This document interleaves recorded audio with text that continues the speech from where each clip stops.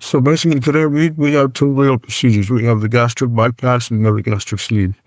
Unfortunately, about 20% of patients need a revision with time. Um, and now I want to talk about the gastric sleeve. So when someone fails a gastric sleeve or because they have a lot of reflux in the gastric sleeve, we have the option of changing them to revise the gastric sleeve to another gastric sleeve, make it smaller, or we have the option of changing it to a gastric bypass. Gastric bypass, the classical gastric bypass, has been around for 60 years. And people have never liked that bypass. It's a good operation, but it is more invasive in the sense that it does change the anatomy. There is malabsorption. There are some complications that can go on for a long, long time and be there for all your life. So that's the last option that I like to do in patients unless it's really required because they really need to lose an extreme amount of weight.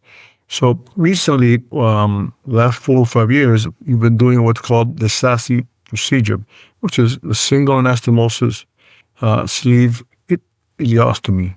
And that is a bypass that keeps the stomach intact. In a regular bypass, we actually transect the stomach and create a very small pouch of stomach. Here, we're keeping the whole stomach intact. The whole sleeve is intact. And if we have to reduce the sleeve because it's dilated so much or significantly, we can reduce the sleeve. And at the bottom end of the sleeve, we can bring a loop of intestines and put it together with the sleeve that we just created.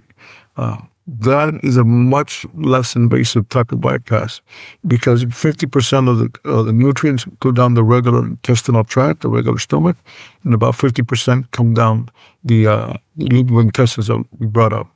So that does two things. It leads to weight loss, a little better weight loss than just a regular sleeve. And it also decompresses the pressure from the sleeve itself. And that pressure, the sleeve by itself creates a pressure when it's formed that leads to reflux in some people. When we anastomose, we hook up this loop of intestines to the bottom of the sleeve, we decrease that pressure.